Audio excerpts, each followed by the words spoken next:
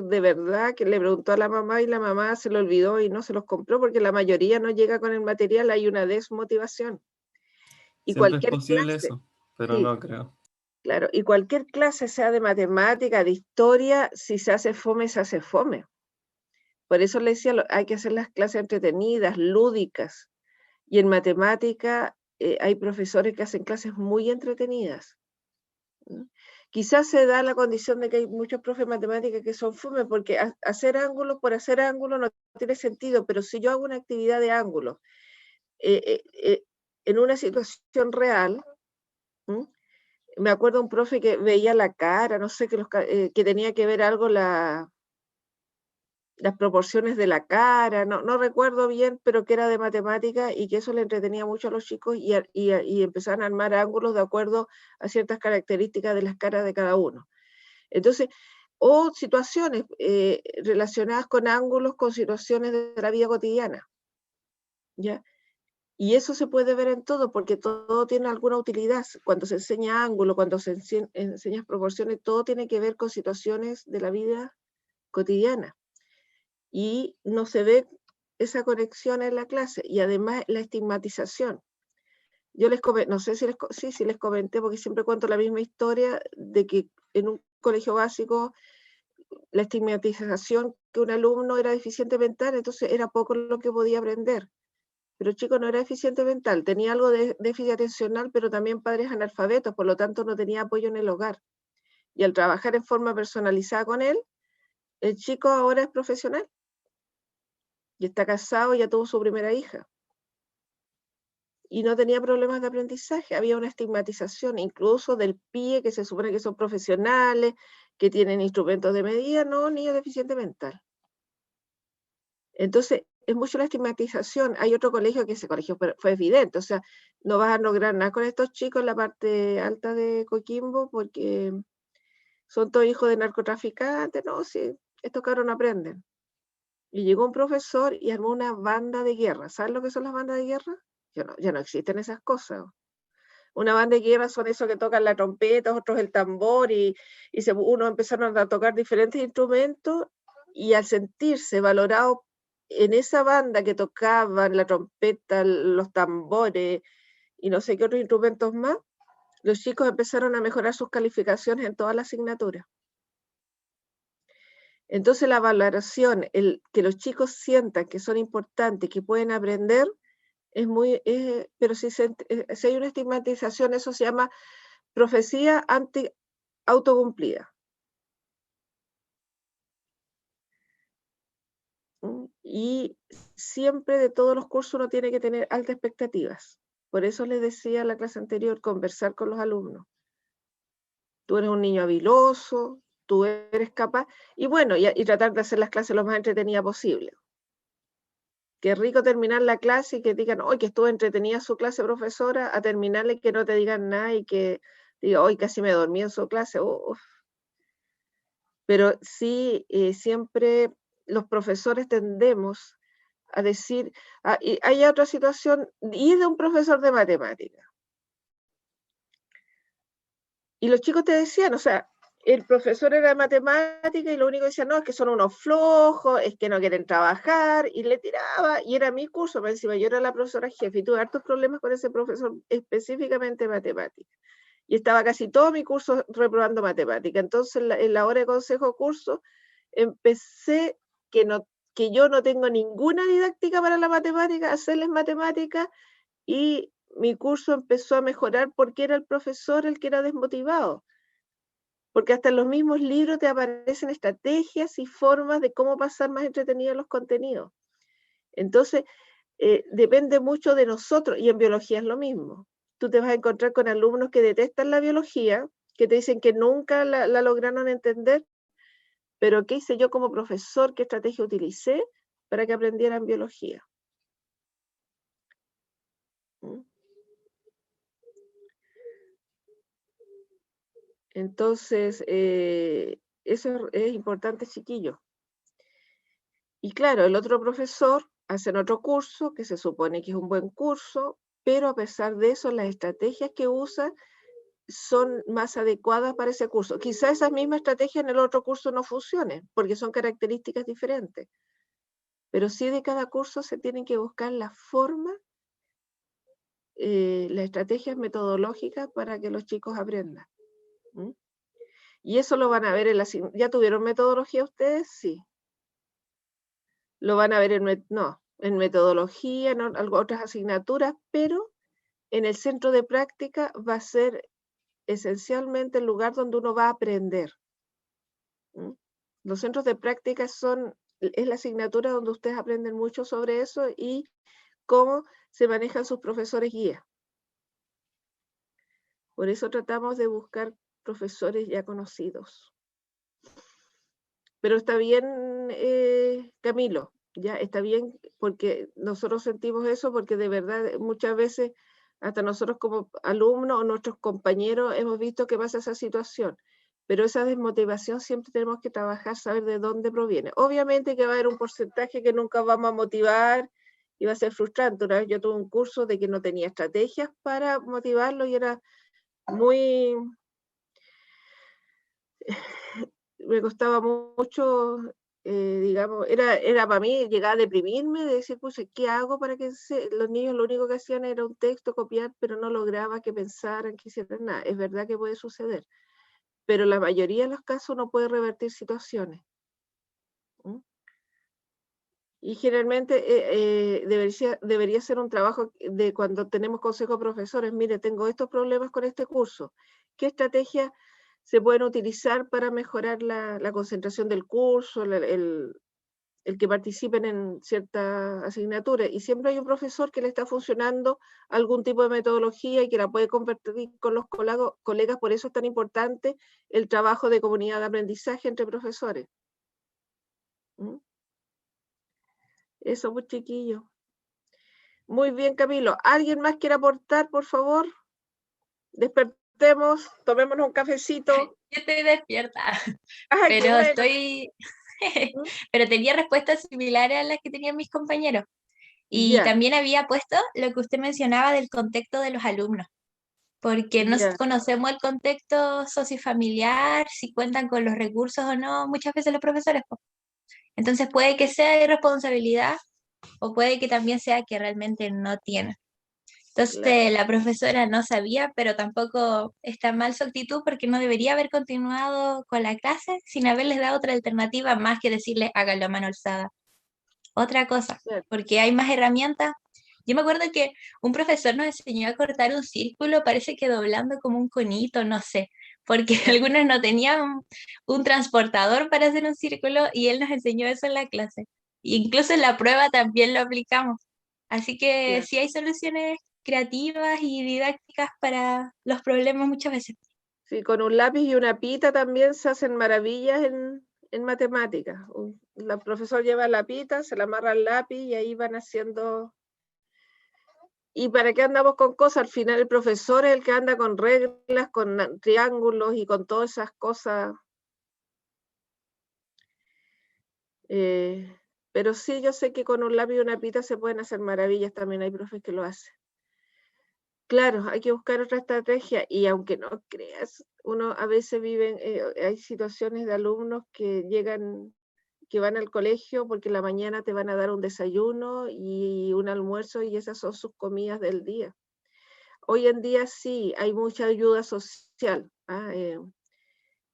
cajas de alimento y todo eso, pero muchas veces no alcanzan, o sea, no alcanzan para el mes, ¿eh? No alcanzan.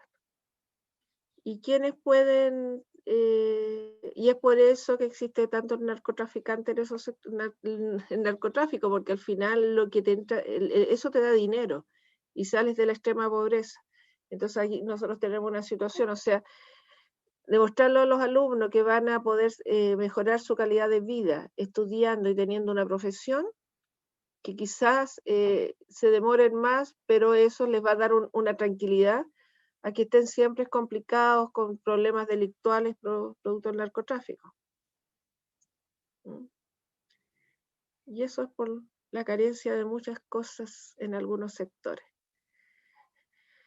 En uno de mis sectores tengo como 4 alumnos que están en una toma y los que están en la toma no tienen ni celular.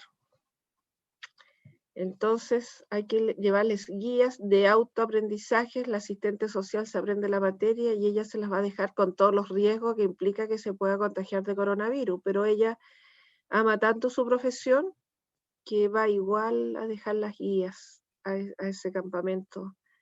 Esos alumnos no, bueno, y la caja con alimento y todo lo que se entrega mensual. Así, chicos. Y también me he encontrado con alumnos al revés, porque te dicen, no, yo no estudié, por eso me fue mal en la prueba, pero tú empiezas a tratar de hacerles preguntas de forma individual y te das cuenta de que le cuesta la materia, que tiene problemas de aprendizaje. Y no, si es que no quiero leer, es que no quiero hacer esto, y allí tú empiezas a trabajar en forma individual para que empiece a tener comprensión lectora, etc. Estoy hablando de colegios básicos. Y ya empieza a entender y ya empieza a mejorar las notas, pero su primera reacción como de autoestima baja es decir que no estudió, que no le interesa la materia, etc. Y he tenido esos casos. Y que les cuesta. Y eso sí, tienen trastorno de aprendizaje y hay que empezar muy lento, con pequeñas frases, que las lean, que las entiendan y después ir haciendo oraciones más largas y van aprendiendo.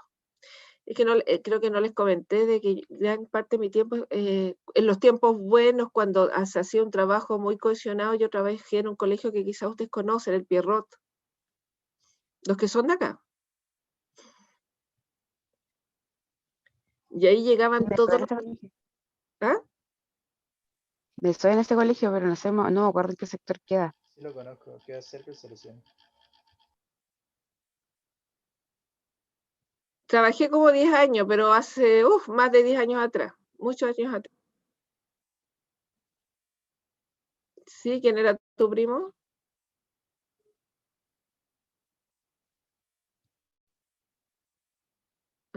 No, hace muchos años atrás. Pero en esos años nosotros teníamos un trabajo muy coordinado. De hecho, el sostenedor de este colegio, Arturo Galleguillo, nada que ver. En la nocturna, perdón, el sostenedor del colegio donde estoy trabajando ahora, era mi jefe de UTP. Y ahí llegaban, en esa época, no sé cómo está ahora, porque hace más de 10 años que trabajé, Silvia López Maturana, que era la sostenedora del establecimiento, con Carlos Calvo, tenían la idea de esto, de que el colegio fuera lúdico, etcétera. Se basaron mucho en la teoría de la modificabilidad cognitiva de Feuerstein. Y los chicos que llegaban, la mayoría, eran alumnos que echaban de otros colegios por conducta, por aprendizaje, por muchas situaciones. El colegio era como un centro de rehabilitación. Muchos terminaban cuarto medio con nosotros, pero otros volvían a los colegios iniciales, pero ya rehabilitados. Ya con todos esos vacíos que tenían de contenidos estaban completos. De hecho, en esta, que a mí no me gustan esas medidas, pero sí hay esas pruebas estandarizadas. En esos años el colegio le iba muy bien. Era un colegio de inclusión que teníamos alumnos con síndrome de Down, con Asperger, dentro del aula, con alumnos que ahora son psicólogos, que terminaron carreras profesionales, de todo. Estoy hablando hace 20 años atrás. Entonces ahí con ellos también me sirvió mucho para entender de que depende mucho del profesor que el niño salga adelante. De repente había un chico que dijo, no, a mí nadie, yo les doy una semana conmigo, me van a echar. Lo echaban de todos los colegios. Y la psicóloga se dio cuenta que el problema que tenía era un conflicto con su madre, que era abogada, que su madre solamente legalmente hasta mandaba detenido a su hijo cuando tenía conflictos con él. Y empezaron una terapia psicológica entre su madre y este chico. Y después la madre se lo llevó de nuevo al International, no sé a qué colegio, pero el chico no se quería ir del colegio. O sea, terminó el año, a pesar que dijo que nos puso límite, y nos ponía límite porque se portaba pésimo. Pero después fue cambiando la conducta. Todos los seres humanos, la mayoría, hay algunos que nacen quizás muy bien, son modificables.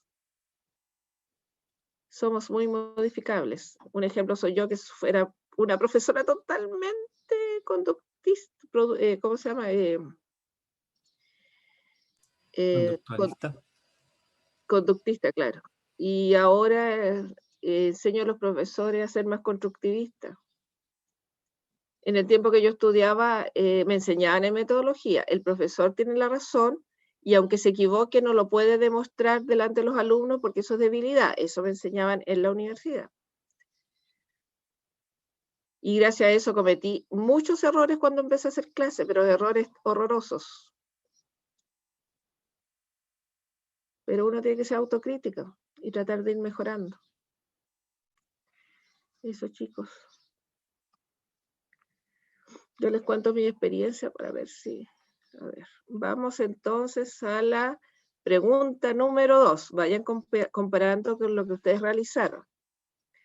Y agradezco a este grupo porque su insumo ha sido muy importante. Les mandé ahora en la mañana otro incidente crítico que tiene que ver con la gestión en un establecimiento. Pero lo trabajan, chiquillos, ahora van a tener fin de semana para que lo lean. Yo también el fin de semana trabajo todo el fin de semana, así que estamos todos igual. 2. ¿Cómo se podría mejorar la secuencia formativa de las dos situaciones observadas?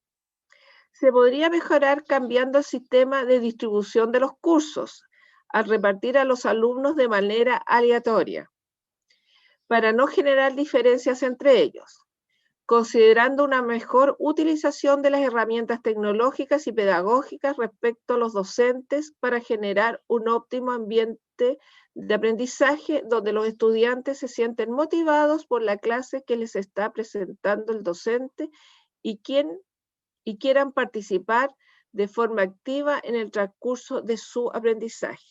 ¿Tienen algo que agregar, algo que refutar? Chiquillos, podemos estar en total desacuerdo. A lo mejor yo estoy en desacuerdo con ustedes y ustedes tienen sus posturas, pero es bueno compartirlas. Yo puse lo mismo, o sea, creo que el mayor error ahí es separar a los cursos en buenos y malos, porque una, que los malos se potencian rígidamente, y dos, que cuando, bueno, entre comillas, los alumnos malos están sentados al lado de uno bueno, como que están, entre comillas, obligados a portarse bien, po. O sea, no sé si obligados, pero sí se nota una gran diferencia. Sí. Eso. Así es. Chicos, vuelvo a mi colegio de inclusión. Es increíble. Bueno, ahí hay dos situaciones. Los que crecen desde pequeños en la diversidad lo ven como normal, pero cuando llega un alumno nuevo y ve esta diversidad, tiende a discriminar al que es diferente, ¿ya? Por lo tanto, es muy importante que esta diversidad empiece desde que los niños son bien pequeños, para que vean como normal, si no después no la ven como normal, ven como que es diferente el Down, etc. Pero en esta situación, cuando uno lo sienta, el alumno que es más aventajado, entre comillas, pueda aportar y ayudarle al menos aventajado. Y es increíble cómo se potencian, porque si yo le estoy explicando la materia a mi compañero, yo estoy también estudiando, aprendiendo, reforzando los contenidos. Y mi compañero me está entendiendo mejor a mí como compañera que a la profesora. Y eso se da mucho cuando se hace en equipo de trabajo. Sé que a la profe no le entiendo nada. Está hablando chino. Pero a mi compañero de equipo de trabajo sí le entiendo. Todos tenemos formas diferentes de entender los contenidos. Los que me van a entender son los que piensan como yo. Los que piensan diferente o tienen otra forma de aprendizaje diferente a la mía, a eso me refiero. Yo tengo una forma de aprendizaje y según eso yo hice la clase perfecta, pero los que aprenden igual que yo, la clase va a ser maravillosa. El resto va a ser una lata y no la van a entender. Pero a lo mejor uno que tiene la misma capacidad de aprendizaje que tengo yo puede enseñar la materia de otra manera que su compañero aprenda. Profesora, ¿Sí? pero para lograr enseñar la materia y que todos podamos aprender, primero tenemos que conocer el grupo con el que vamos a trabajar, ¿o no? Claro. Sí, pues Sí. hacer como, no sé, un diagnóstico o algo para ver cómo es que los niños aprenden en la sala de clase. Así es. Así es, un diagnóstico, el contexto, como les decía, o sea, qué acceso han tenido a la cultura predominante. Cultura predominante me refiero a la cultura escolar, sus padres y ellos mismos, el acceso a la cultura escolar, porque todos tenemos una cultura diferente, pero esta cultura escolar que sirve, imagínate el contexto, porque en los estilos de aprendizaje ustedes van a tener que realizar clases donde hayan imágenes, donde ustedes hablen y donde entreguen guía. O sea, esas tres cosas siempre tienen que estar. Y que interactúen con sus alumnos, que ellos participen. Las clases expositivas en que yo explico la hora y media una materia con una proyección y les paso una guía, son una lata. Los chicos no te ponen atención. Y en educación de adultos, todo esto, todos estos chicos que vienen del Sename, que han tenido problemas delictuales, llegan a un curso en educación de adultos donde hay señoras que están sacando cuarto medio. Y es increíble, chiquillos, como las señoras los adoptan en el aula. Entonces uno hace equipos de trabajo con señores y estos chicos, y las señoras los logran regular y hacer trabajar. O sea, el trabajo lo hacen las señoras de más edad. Ahora, si yo los dejo separados, un curso de pura señora y un curso de estos jóvenes, obviamente que con los jóvenes va a costar más regularlos. Pero al mezclarlo es increíble lo que sucede. Eso. Así que muy bien. ¿Hay alguien más que quiera aportar ese párrafo? Yo siempre voy a los ejemplos concretos para... Ya. Profe, ¿Sí? yo, no que simplemente el colegio deje de dividir a los alumnos entre bueno, mediano y malo, porque igual, uno, eso desmotiva a los alumnos, y otra, los profesores también llegan con una idea preconcebida de cómo son, entonces la motivación de ellos también va a ser distinta Claro. al momento de dar las clases. Sí, muy bien, Gerald. Así es. La idea es que nunca tengan una idea preconcebida. Cuando lleguen a un colegio le dicen, en este curso fulano y merengano, no gastes tu tiempo, no gastes energía, porque no van a funcionar. Al contrario, esos son los que tienen que gastar más tiempo y energía. En la parte, bueno, hoy en día la neurociencia habla harto de eso, la parte de la afectividad. Tú eres inteligente, tú eres importante. Trabajemos a ver qué problemas tienes con mi secreto. O sea, eso es importante, ahora no, porque estamos en este sistema online, pero cuando ya volvamos a la presencialidad, a la esperada presencialidad, es importante que si se juntan con un alumno para hablar algún tema, ya el chico ha puesto en toda la clase, ha estado aportillando toda la clase, hablar en forma personal con él. A ver qué sucedió con la clase, por qué esa conducta. Él es un niño inteligente, encontraste muy aburrida la clase. Conversar con el alumno. Esa forma de conversar hoy en día no se puede hacer porque antiguamente uno decía, salga al curso y usted se queda hablando conmigo. Ahora salga al curso, pero salgamos nosotros dos a hablar en un lugar abierto donde todos nos estén observando. Hoy en día no se puede quedar uno con un alumno en el aula solo. Por todas las situaciones que se han presentado, está prohibido. Se los aviso por si acaso. Antes era más fácil, uno se quedaba en el aula sentado y ahí podía conversar durante el recreo. Ahora hay que salir. Ya, pero esos son avisos comerciales. Además de hacer partícipe a los profesores de la situación actual y que puedan discutir con los estudiantes respecto al por qué presentan esta actitud tan desmotivadora en el aula y si existe algo que pueda hacer para mejorar el trabajo en conjunto, y esto permitirá la búsqueda y utilización de nuevos métodos de enseñanza para los estudiantes, mejorando así no solo el aprendizaje de contenido, sino que también la enseñanza valórica y moral. Claro, conversar con el alumno, que te digan, o sea, su clase es una lata, que te digan todo. No tomarles mala por eso, obviamente, Están siendo honestos y la honestidad siempre se valora. Y es ser autocrítico, o sea, ¿cómo puedo mejorar mi clase? ¿Qué estrategia puedo utilizar? ¿Cómo puedo hacer esta clase más entretenida? Ahora tenía que hacer, porque resulta que uno tiene que hacer física, química y matemática en educación de adultos, y física no sé cómo hacerlo entretenido, porque de verdad, para mí es una lata, porque quizás tuve un profesor que era una lata, y tenía que pasar la onda, amplitud e intensidad. Entonces busqué unos monitos en internet, una señora gritándole al hijo, porque entonces le pongo una situación X, o sea, monos como animados, que lo está mandando a hacer las tareas y le grita tal cosa en forma aguda, entonces ahí buscan cuál es la onda y la intensidad, entonces voy buscando monos y cosas que parezcan más entretenidos. Con la biología no, porque con la biología, como he hecho toda la vida, me es muy entretenido hacer biología. Pero buscar forma, y eso lo tiene que buscar uno, motivar a los alumnos. No hay nada más grato que terminar una clase y se te acerca una alumnica profe que estuvo entretenida en la clase. O uno se da cuenta también cuando la clase ha sido una lata. Y termina la clase y no, tengo que buscar otra estrategia porque salió muy fome, los chiquillos no participaron, se notaba que se estaban quedando dormidos, sobre todo ahora con este sistema Zoom, ahí nos quedamos todos dormidos. Porque además es agotador este sistema, ¿no les parece? ¿Mm? Sí, o sea, solo el Muy. hecho de tener que ir a tomar Sí. la micro para ir a la U te despierta, Claro, de sentir el aire, heladito. sí. Y hay Ese una aire dama helado de La Serena. sí, así es.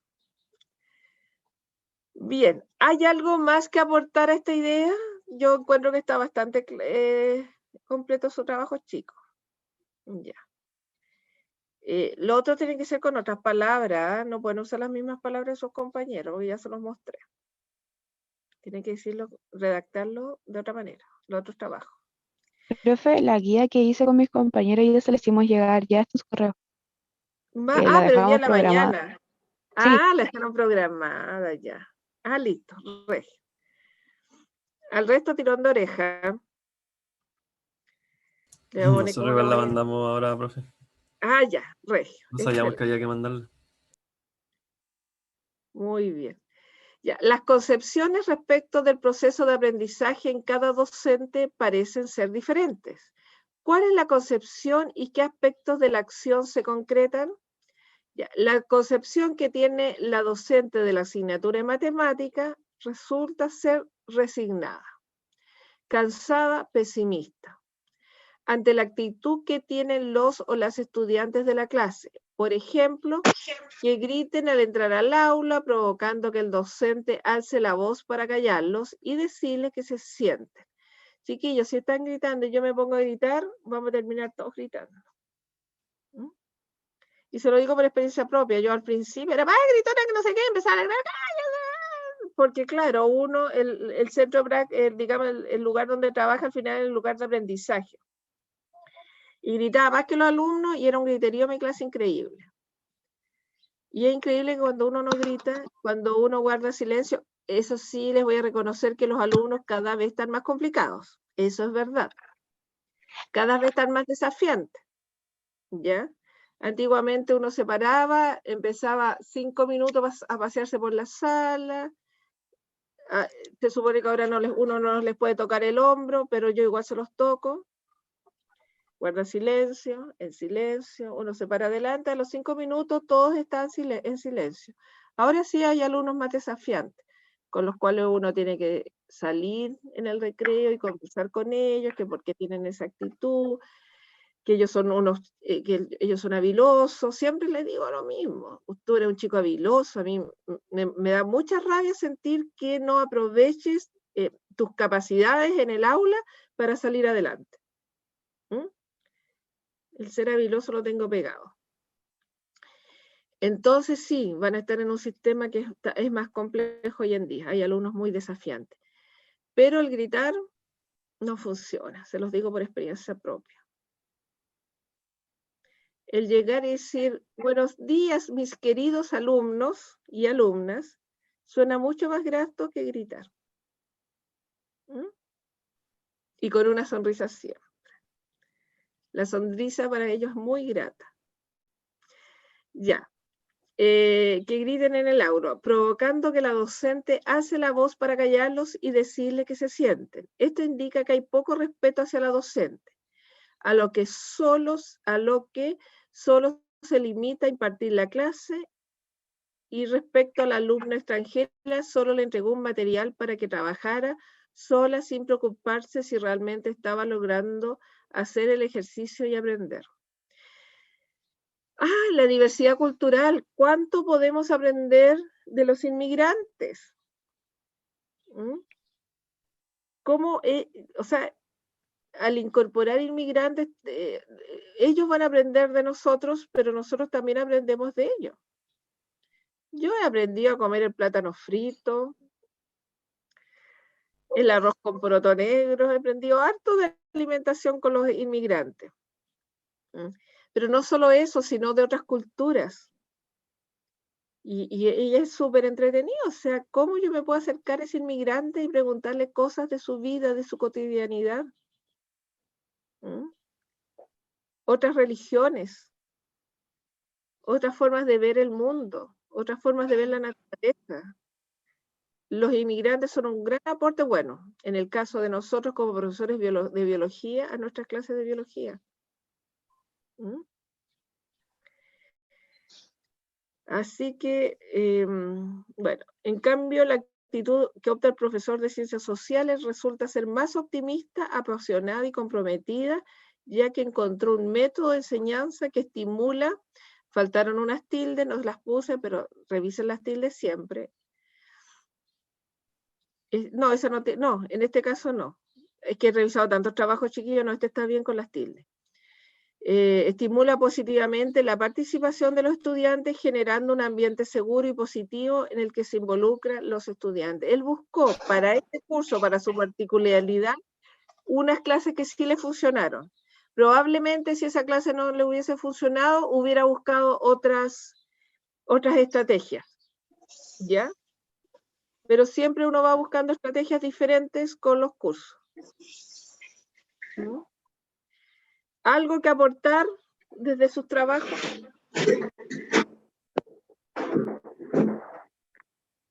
¿Algo? ¿No? Nosotros con mi grupo colocamos algo muy similar, profe. ¿Sí? Ya.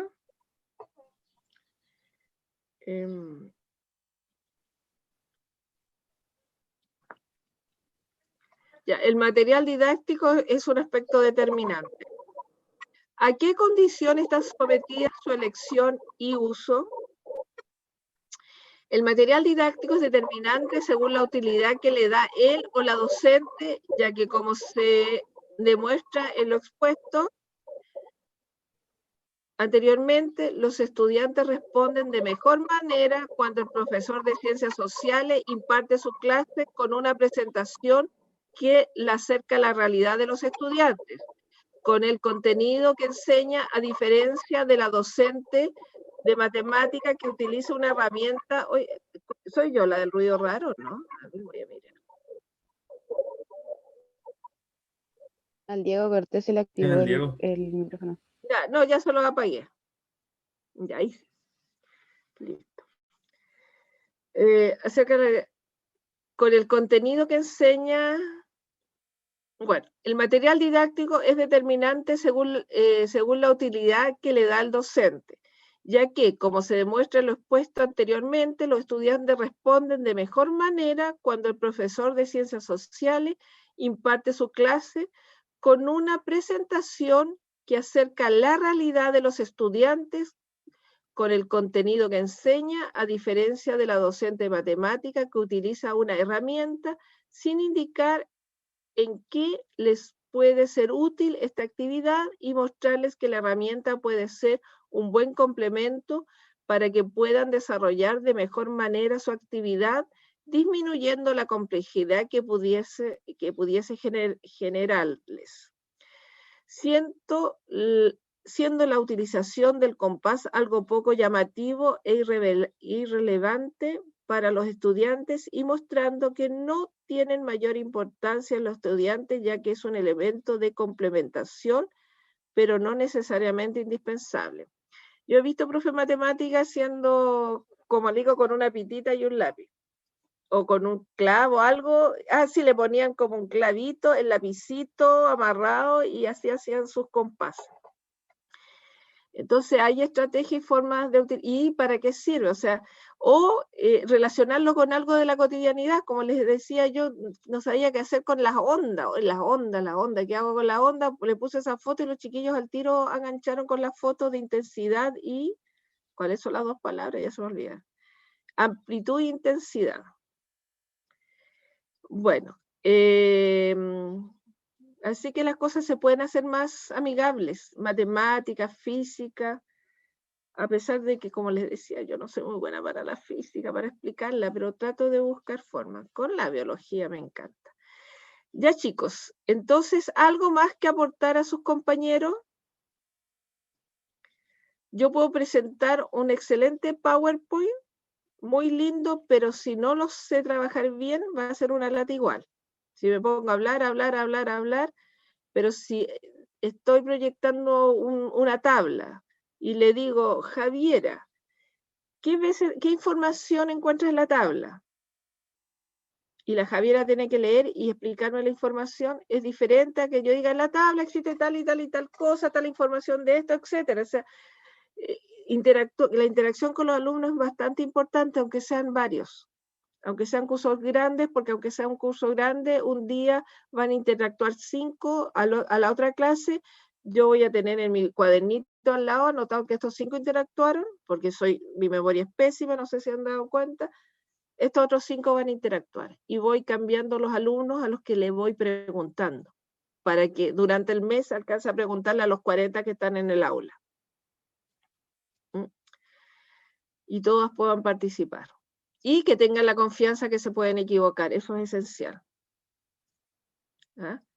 Que si se equivocan, muy bien, porque de los errores también se aprende, eso siempre hay que decirlo, de los errores, así que no tengan miedo de equivocarse, porque de los errores también se aprenden.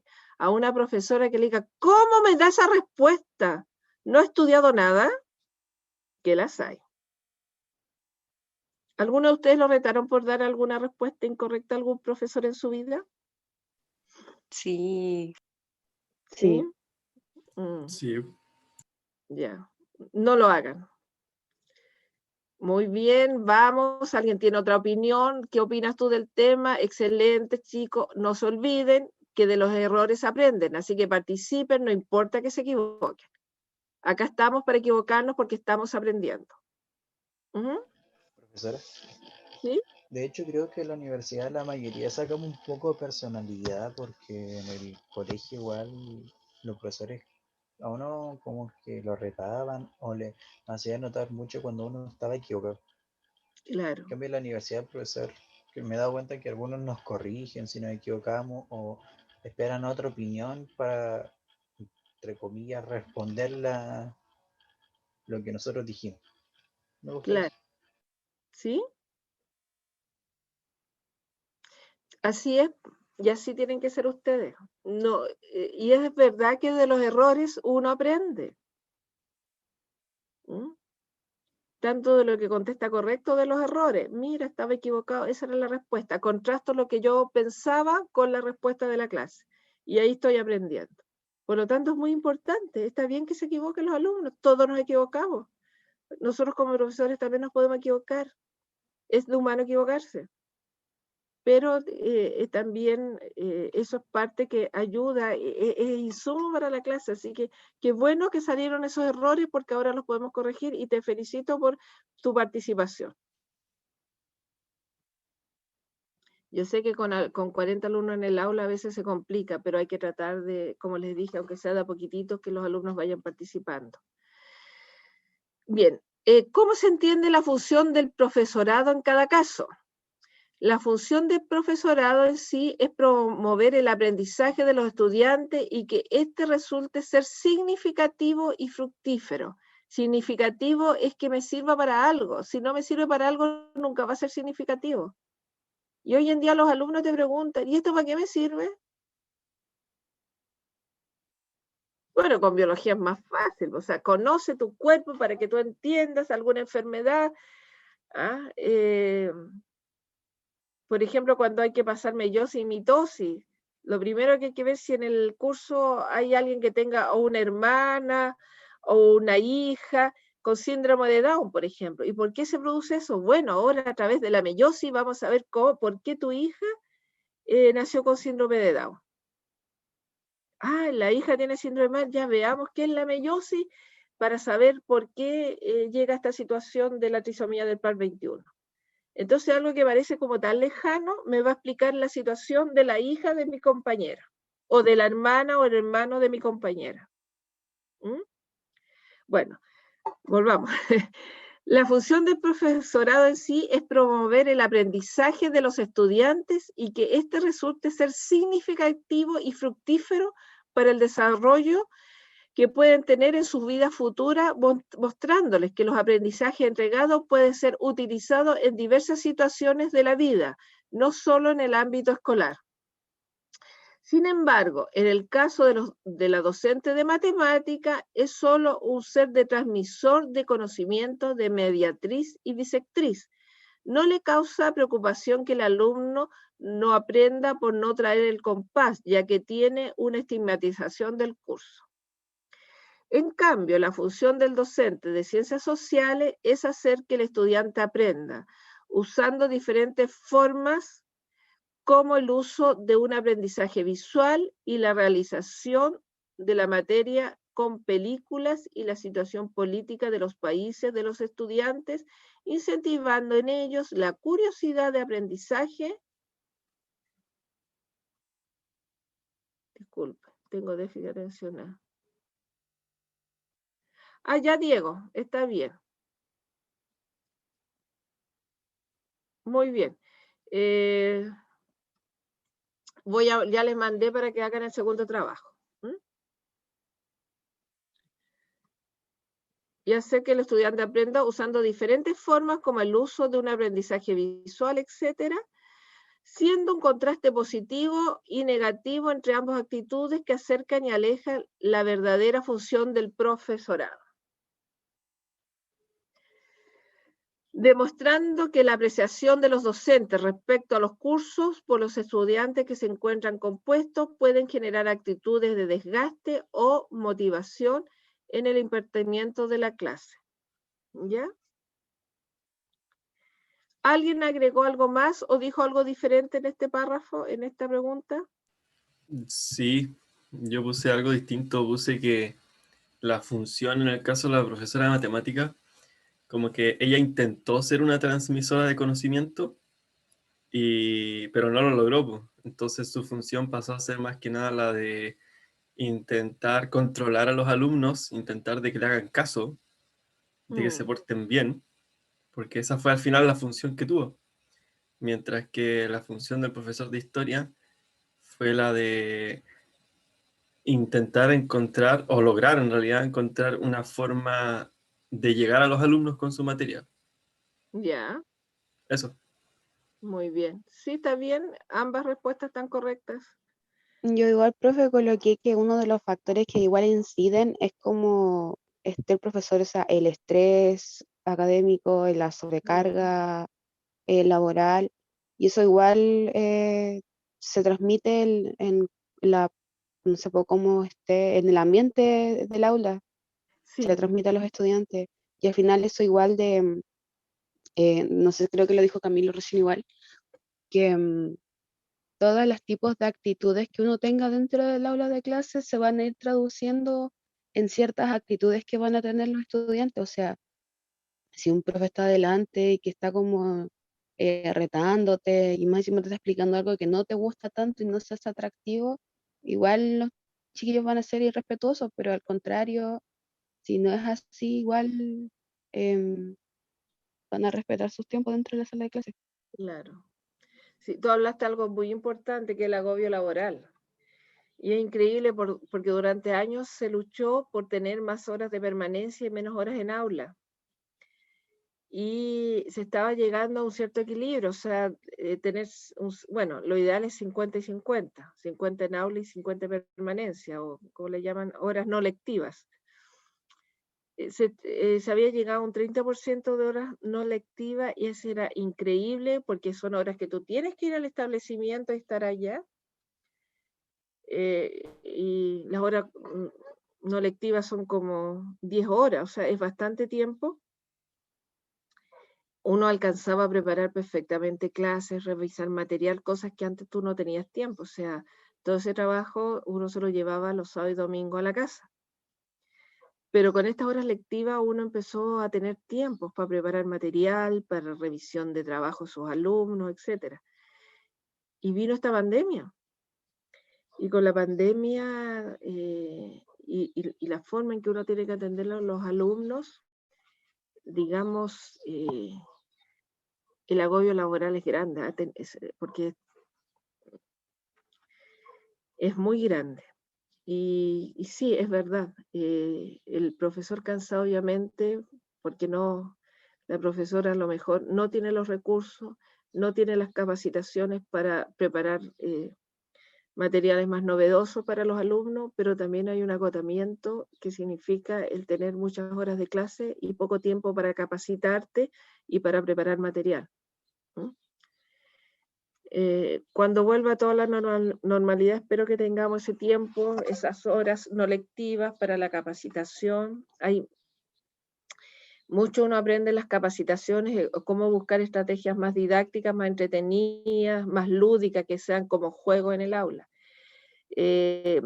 Vuelvo al Pierrot, al sostenedor del colegio donde estoy, que es profesor de matemática. Era increíble cómo esos alumnos que venían de colegios donde odiaban la matemática, se enamoraban de la matemática y les iba súper bien después en las evaluaciones de matemática. Pero era porque el profesor tenía una creatividad, una capacidad de inventar cosas impresionantes. Yo realmente lo admiro. Y había un profesor de historia, de que no sé cómo lo hacía, porque su voz no se escuchaba, pero el curso estaba en total silencio. Él tenía una voz así. Y así hacía sus clases y los alumnos con tremendos ojos escuchando las historias que hablaba en las clases de historia. Les enseñaba historia como un cuento, como no sé cómo, que los alumnos, era una concentración absoluta. Y él se paseaba por la sala hablando y todos los alumnos atentos, de verdad no sé cómo lo lograba, porque yo no lograba esa capacidad de atención que lograba ese profesor. Entonces, hay diferentes estrategias, cada profesor busca su estrategia que puede resultar con ciertos alumnos. Ese profesor había hecho clase en el Gregorio Cordobés, por si alguno estuvo en el Gregorio Cordobés. Bien. ¿Estuviste? Se llamaba Rubén, y los alumnos le habían puesto el tío Felo porque se parecía a ese humorista que se llama Felo. No lo conocí. No, pero estoy hablando, no, ustedes son muy jóvenes. Mira, yo trabajé con él hace 20 años atrás, imagínate. Y antes había estado en el Gregorio Cordobés, a tus padres le puedo haber hecho clase. Quizás el grupo también que hay de exalumnos en el Facebook, que sigue igual. A lo mejor, claro. Bueno, ¿qué factor o factores determinan que cada una de las actuaciones de un profesorado? El curso al que el docente va a impartir las clases es un factor, pero no determinante en la actuación del docente a los estudiantes. Por ejemplo, la profesora de matemáticas desde un principio se aprecia desmotivada y cansada debido a dar clase a un curso malo, lo cual afecta en forma considerable la actitud, disposición y la forma de ser del profesor. La manera correcta de la docente que debió tener desde el inicio es la de motivación, la pasión y buscar nuevas formas didácticas, ya que es conocido que las clases de matemáticas suelen ser un poco tediosas para los alumnos, pero si se toma una actitud sin clasificar al curso, como mediano en cuanto a conocimiento y comportamiento, le permitirá obtener más esfuerzo y confianza en los estudiantes. En el caso del profesor de historia, el factor que determina su actitud es el hecho de haber encontrado el método de enseñanza y los materiales adecuados para realizar la clase, creando desde el inicio un buen ambiente, ya que él no realiza una clasificación de los estudiantes por sus conocimientos y los trata a todos con el mismo interés y respeto que corresponde, ya que esto genera que puedan estar atentos y curiosos y sin miedo de complementar a la clase, ya que van a, bueno, a la clase ya que ven a un docente comprometido con ellos en cada paso que tienen de aprendizaje. Ya. Ellos los tomaron desde un punto de vista. ¿Hay otros puntos de vista para contestar esa pregunta? Profe, yo quiero hacer una acotación en cuanto a la redacción de esa respuesta. Sí, No sí, como tiene algunos criticón, errores. sino que porque yo creo que todos mis compañeros lo hacen. Y onda, yo igual soy viejo, igual lo hacía antes. Y fíjense, niños, en que continúan una idea con otra y con otra y con otra y con otra y no usan puntos seguidos. Fíjense, por ejemplo, en ese último párrafo, dice, ya que él, continúa la idea, ya que esto, continúa la idea, ya que ven, continúa la idea. Acostúmbrense a no seguir la idea una tras otra, sino que Claro. usar puntos seguidos. Puntos seguidos, y esta palabra de acá, no sé si fue la adecuada. No, sí, ahí vamos a ir viendo, esa no sé si fue la adecuada, ahí tengo mis dudas, porque no y sin miedo de complementar a la clase, de aportar, no sé. Como que esa palabra me sonó rara.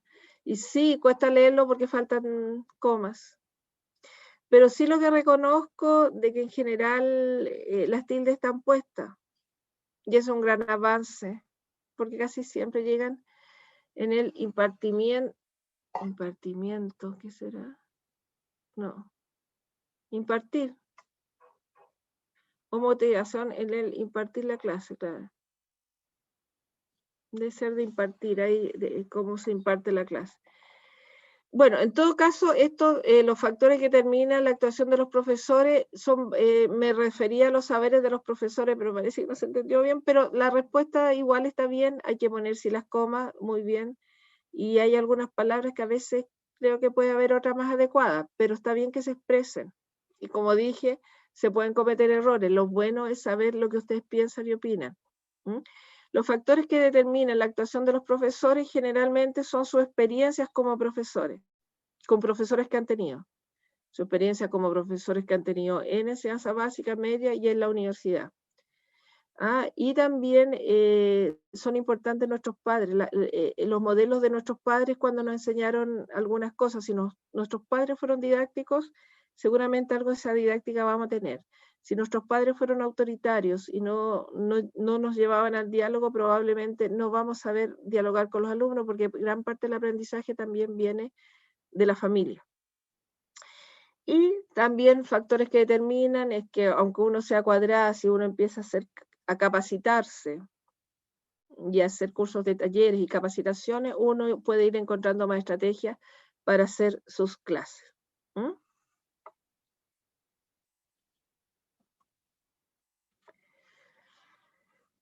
Entonces, ya me mandaron los trabajos, ya les dije que muchos de estos, si yo estoy en un ambiente que todos dicen este curso es malo, no te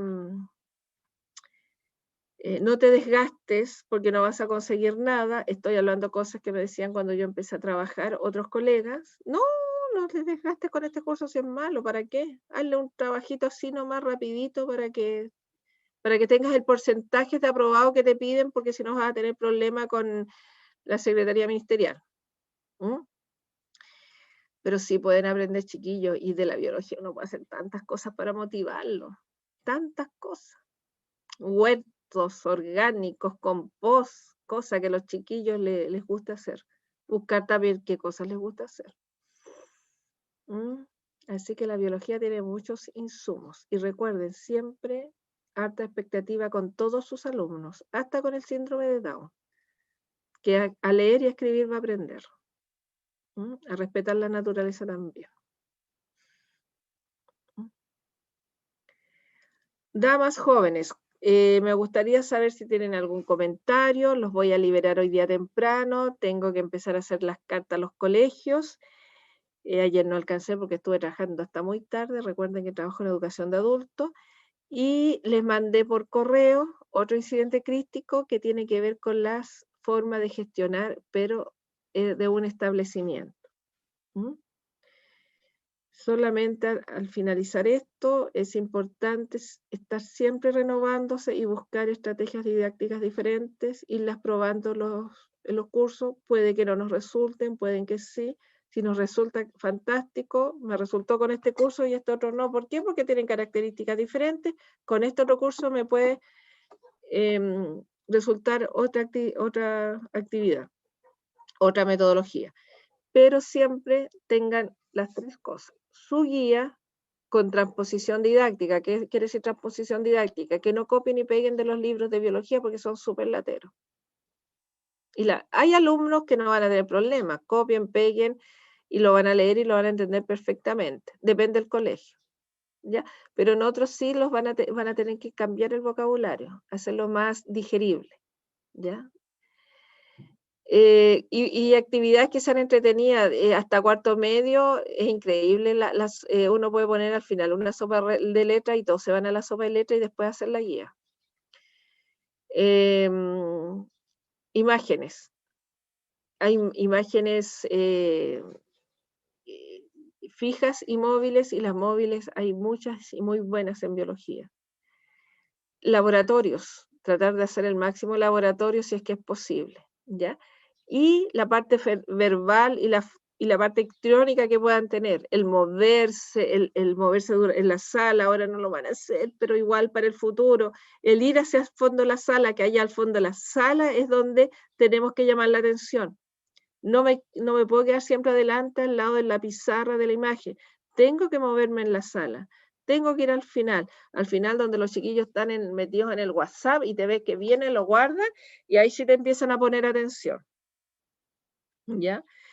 Y ahora para las clases que van a preparar, estamos viendo ya tenemos los grupos, ya saben los establecimientos, piensen siempre en eso, tienen que pensar en la confección de una guía y una presentación en PowerPoint, en lo que ustedes decidan. Hay otros métodos, pero lo que ustedes decidan, y digamos, de acuerdo con la profesora, o una cápsula, lo que al final se decida con la profesora guía, ¿ya? Y ese material, obviamente, en la confección vamos a ir trabajando en conjunto, porque igual les puedo dar alguna sugerencia. Eso, pues, jóvenes, los voy a liberar tempranito. Hoy día son las 9:12, la clase termina a las 9:30, pero los voy a liberar porque les voy a dejar la guía para que la vayan leyendo. O sea, tienen 18 minutos de la mañana para que lean la guía que les mandé por internet.